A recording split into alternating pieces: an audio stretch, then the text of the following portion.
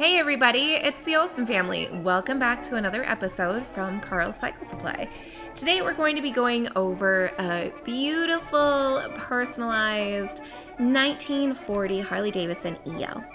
And this bike is a really fun bike because in this time period of the late 30s, early 40s, people would customize their bikes. You see more chrome, more flashy paint jobs. People really liked the two-tone colors in the 30s, so in the early 40s you'd see that often. And it's a fun example of a personalized, period-correct 1940 Knucklehead. Today we're going to go over that story of this bike, and we're also going to go over the history and tidbits of what makes a 1940 Harley-Davidson EL model so spectacular. Hi everybody, I'm Matt Olson. Thanks for checking in. In 1940, Harley-Davidson produced a little over 4,000 EL models. There were 4 standard color options and 2 packages to choose from. The new model announcements made in the September 39 Enthusiast lists almost 20 new improvements for all 1940 models, ranging from Survey cars to their big twin flatheads. In today's video, we're solely focusing on 61 cubic inch overhead valve models and their big improvements. Let's start with the chassis upgrades for the 1940 Harley-Davidson Knuckleheads. This would be the final year for a 25-degree neck on the big twin frames. 1940 frame features a new toolbox strap which has a riveted-on toolbox mount, as well as new smaller forging numbers on the motor transmission mount and a dented/relieved backbone. The 74-inch overhead valve engine was supposed to be released in 1940. However, it was held back and released the following year in 1941. This statement is backed up when looking at 1940 belly numbers. 1940 is the only year that has an E stamped in them. Most overhead valve bikes released this year have 40E- the line board numbers on the bottom. I always wondered about this extra letter until I got the opportunity to work on a very unique 1940 overhead valve that used to belong to Harry Molinar. It had 40F-10 on the line board number. We will start covering more bikes we've built in the past and other bikes that have come through the shop after we finish releasing our 36 to 47 Knucklehead video series. Be sure to like and subscribe to get alerts for our future videos. The most noticeable and exciting new chassis feature for 1940 were the introduction of the 5x16-inch tires and new rims. The other wheel upgrade was their improved interchangeable wheel hubs. 1940 no longer used the step brake flange hubs, but they are still sweat brazed together before being heat treated, carburized, and finished ground. The front brake drums are now cast iron instead of being made out of stamped steel plate. A new fork heat treating process was touted in Harley's new model announcements. However, in my opinion, after straightening hundreds of forks, a nice 1940 Knucklehead fork straightens out pretty much the same as a nice 1939 fork, or 41, or any fork from the 40s or 50s for that matter. 1940 is the last year for the swept forward main fork legs on big twins. The front brake shackle got a new anchor bolt, lock, and nut with easy access grease fitting. A new iconic teardrop-shaped toolbox was also introduced. It mounted up high on a 1-year-only bracket welded to the frame. There were 3 different brackets for the frame, early, middle, and late. Harley came up with a neat spacer to go between the toolbox and the fender to add extra support and rigidity. The last chassis update worth mentioning are the new half-moon shaped floorboards.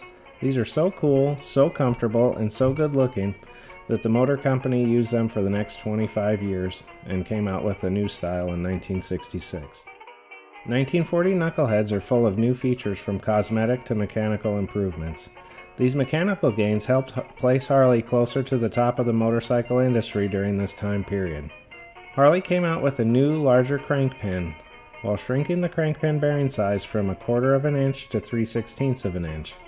Doing this did 2 amazing things. First, this created room for increasing the number of bearings from 42 rollers to 54 rollers. The second benefit was the physics of a smaller bearing spinning faster and being able to move more oil outwards to the crankcase races. All models in 1940 featured open crankcase races. This allows both cases to be bolted together and line honed to a superior finish, which promoted smooth rotation of the flywheels, less friction, and easier assembly and machine prep work. This is a very rare cam cover and was only used for part of the year. It was replaced midway through the production year by a die-cast cover made by Alcoa. Let's move on to the top end of the overhead valve engines. There is a lot to talk about. The cylinders got an extra fin to help with cooling on the flange that the head bolts go through. This means that the 7/16 18 bolts were lengthened about 1/4 of an inch. The heads were completely redesigned with larger intake ports. The rocker arm shafts are oiled through the center hole and ground on the entire length of the shaft where the rocker arm rotates. Harley engineers moved the oil exit hole from the end of the rocker arm to the side. This proved to be a mistake and was moved back to the end of the rocker arm shaft in 1946. The intake manifold was increased in size from 1 3/8" to 1 9/16", and the new manifold is now T-shaped instead of previously being Y-shaped. It's smooth bored to promote gas and airflow smoothly and rapidly while being turned into raw power. The carb was replaced with a bigger body that is 1.5" bore size and fastened to the manifold with 4 bolts instead of 3. The carb gets its gas through a newly designed gas valve. The new gas valve works through the left tank. It's easy to get to and use when you're running out of fuel while operating the bike. Compared to earlier gas shutoff valves, it's 100 times easier to put your bike on reserve. The new gas valve was such a popular design that it was used from 1940 all the way through 65. Over the years, the original gas valves and even early reproductions of these gas valves eventually began to leak. We produce a peak-tipped reproduction gas valve for all models from 40 to 65. The peak tip eliminates the leaking of the fuel from the valve. If you're in need of a gas valve for your old Harley, please call the shop.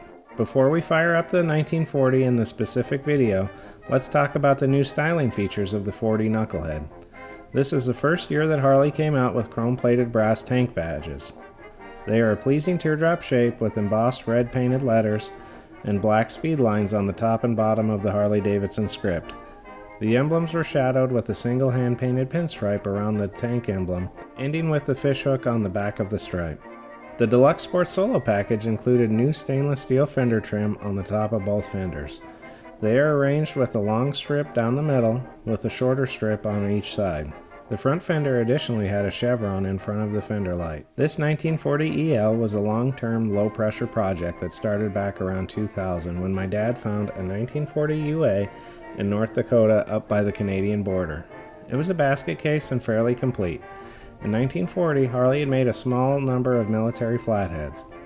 They had Army fenders, gloss green paint, no tank badges, no kickstand, and the reason they didn't have a kickstand was because they were all equipped with sidecars. Since the bike was missing a lot of the rare military parts, we decided we'd turn it into a Knucklehead and sell the 40 UA motor to help another enthusiast who had all the correct military parts and just needed the motor to complete their UA. Really, I know it sounds sacrilegious, but both parties ended up winning. The basket case sat in storage, and any time we'd find a nice original paint or plated part, we'd put it in the 40 pile. We found the cases in Air Cleaner in Sioux Falls, which, fun fact, is also where I found my beautiful and talented wife, who edits and writes all the scripts. The saddlebags came from Australia and spent most of their life on a 47 Knucklehead. We got the dash and speedometer from a friend and customer in Pennsylvania. The bars are very cool and unique. They have a crossbar welded in, blended, and chrome-plated to a set of original sweated inline handlebars. Before World War II, there was a company that you could have Hollywood your stock handlebars.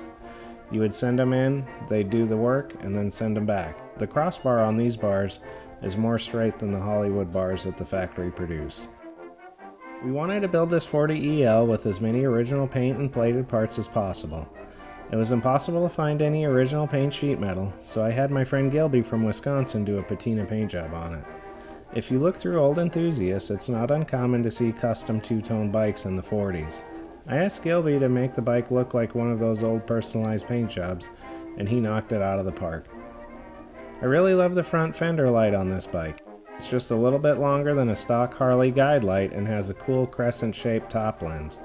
The glass on it is milky white like other pre-war glass from the period. The gas caps are another oddball feature. They are marked EDM like 1938 and earlier gas caps, but they are very shallow and have a larger diameter. Perhaps they're off a period car or tractor. I'm not really sure.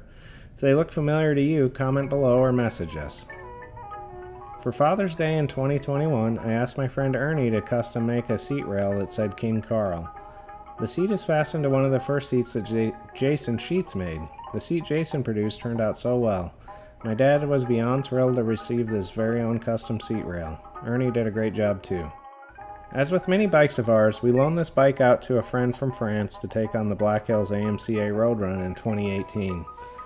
The bike did pretty good, despite having very few miles on it, and they had a fun, effortless trip. Last year, I rode this 40 EL from South Dakota to Kanab, Utah for another AMCA road run. We have a belt drive in the primaries and converted it to 12 volt for convenience and for better lighting and a coil setup. With the belt drive, this 40 hums down the road easily at 70-75 miles an hour. I really enjoyed the 18-year process of hunting for the original pieces and building this bike with my father. It's even more fun to ride down the old highways across the country. I'm looking forward to making more memories on this fantastic 40 Harley EL in the future. Stay tuned as we go over a 41 Harley-Davidson in our next YouTube video. Thanks for watching, and thanks to my beautiful wife for being a fountain of youth and keeping my energy up and making me smile whenever I think of her. She has the best little cute and is great at starting old motorcycles. Like and subscribe. If you love old motorcycles, be sure to like and subscribe. Thanks for tuning in to Carl Cycle Supply.